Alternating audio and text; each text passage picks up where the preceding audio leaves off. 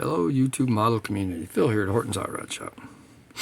I have a final here on this Pinot slash Vega bash here. So what I've done is I've taken the little Vega chassis, built it up to the point that it was basically just the frame and the tins. Took the Ford Pinot body, which fit the tins incredibly well. Let me put this body down for a minute here. It's fun to get down all the way. There we go. Right in along here, there's a little bump in the tin on the Vega. I had to sand off to get it to sit down right. Other than that, I have trimmed nothing off the tins. They fit this body beautifully.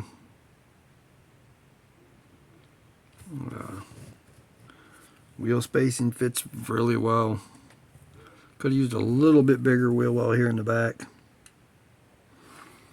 but it's got such a nice trim on the wheels, I didn't want to cut that out. I was going to go with a shorter slick, get the car to set just a little bit lower in the back, but all that really did is made the wheel all look bigger.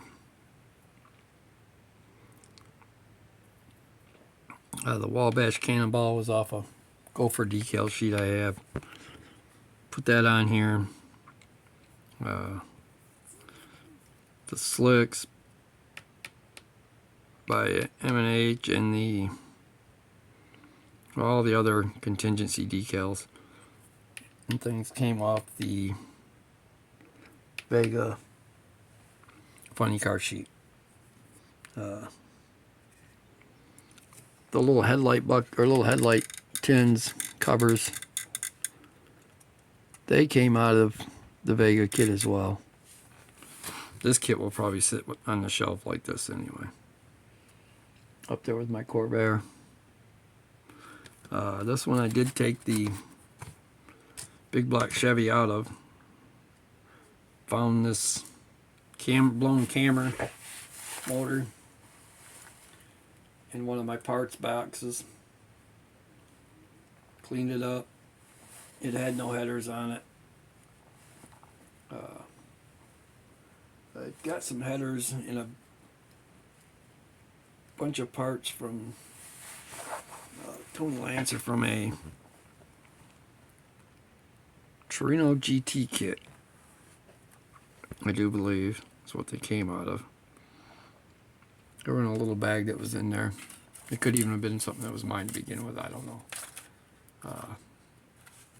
But it was in with the parts that I got from him, so I'm just going to assume they were the ones from his stuff anyway.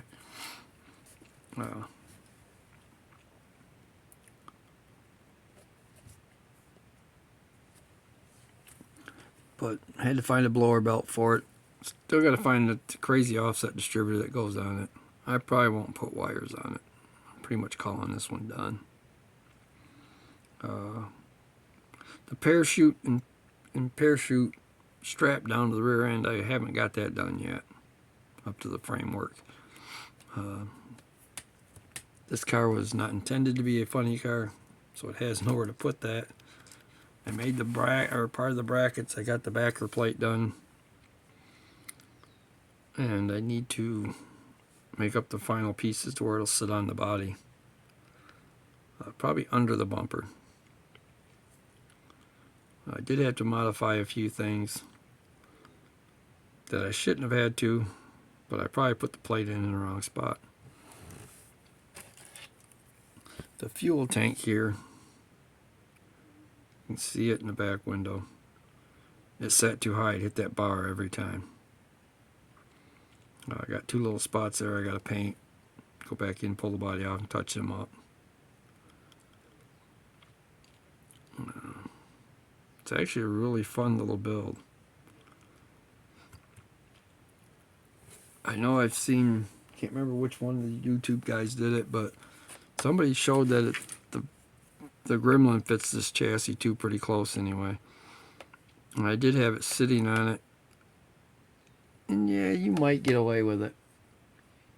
I think you have to shorten the chassis just a tiny bit, maybe an 1/8 of an inch at the most, to get them wheels to sit right. Other than that, I think the tins will fit right in it pretty good, and all that. So I'm probably going to pick up another one of these Vegas to do that with. I might even pick up 2 more, I don't know.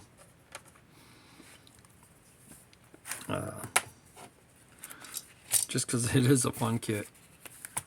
I started this one on, let's see, what is the day?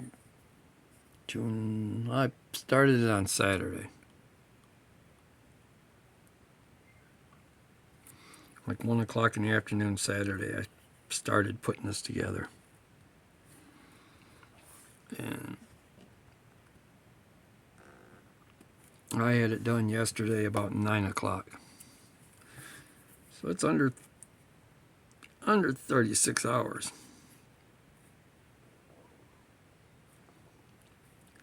Not too bad. Considering I painted it, shortened the axles.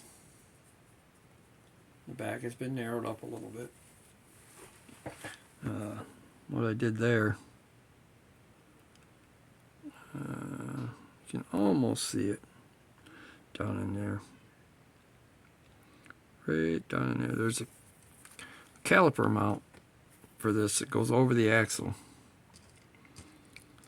And these axles have little pins that go in the back of the rims, which is what my fingers are holding on to. And then that little step there is where that caliper mount sets up against, and it fits on this piece of axle really well.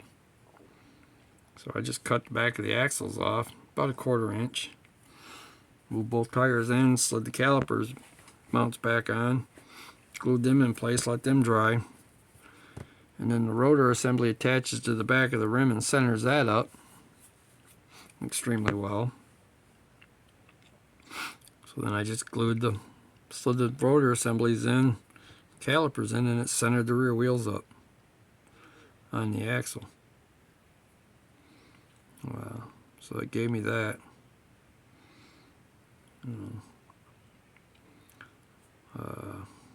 Don't think there's too much other stuff I had to modify other than the fact that I did not like the front tires. They were too tall.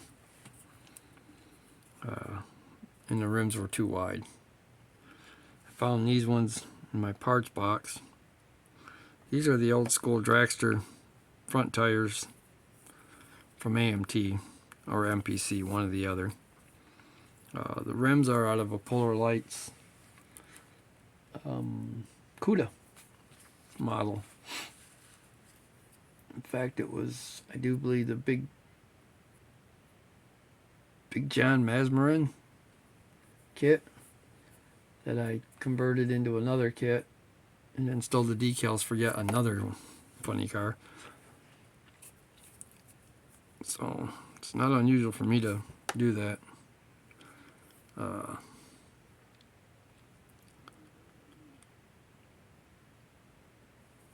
want to find the orange stripe.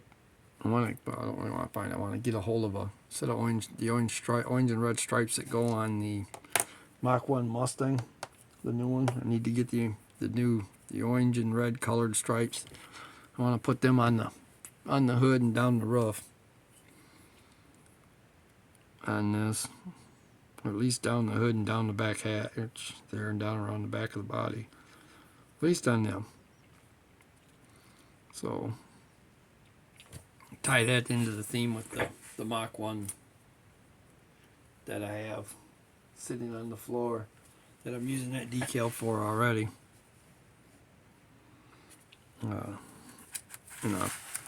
A buddy build with Paul when we decide we're going to get started on that. We're going to incorporate that one. I think we're going to incorporate the LN 7000 Louisville ramp truck in on the group build as well. So I'm probably going to have to get a hold of STS and get some stripes made that color combination to fit the Louisville truck to make my Mach 1 race team with. I know Paul's going to do something with the blue and white anyway on his. So if he wants, I can give him the extra blue and white striping for the Mustang. He can build another car to go on a trailer behind his. I'm going to stick this on the trailer behind mine if I can tie the striping in together. Make an entire race team out of it. The yellow stripe and yellow looking line on the turntable is actually just pieces of tape stuck on glass. Or I was thinking about just painting the stripe on. I was playing with that in my little light box thing I have, a light tablet. See if I could see through the decal and be able to trace it. And I traced it out on a sheet of paper first through that light box. Give me all my dimensions, everything. And then I laid the tape out on the glass and I cut through the paper and through the tape. It peeled out pretty good. I think I could get away with it. But decals would be better. So, that being said, I think I'm going to go ahead and get out of here. You know, this is what, third video this week. That's what happens when I'm off work. I get outside, do some yard work, come in, sit down, play with these things. You know, these are kind of what relax me anyway, along with the videos. Slows me down, gets me thinking. Alright guys, take it easy. Everybody out there, have a good 4th of July. Everybody come back safe. I hope everybody gets their projects caught up. I did get a new tripod thing that I picked up today over at Menards. If somebody's looking for an easy mount for their phone. This thing is just a tablet holder. Tablet and smartphone tablet stand. Hands-free viewing videos and calls. It doesn't actually clip on the phone. Phone just sits on it. It's very stable. Seems to be really good. I've used it for this entire video. It's a Flexi mount by Tuzumi. It's got a 45-degree angle according to this, and extends from about, well, it says up to 8 inches, right up to 11 inches. Looks like it starts about 8 or 9. But it's made it really easy for me to set this up and sit back and watch the video and do this. Makes it easier to get both hands out around the front too. Might even eventually make it easy enough for me to get around the other side of the camera. But that's another story. We don't want to break my camera. Alright guys, have a good one.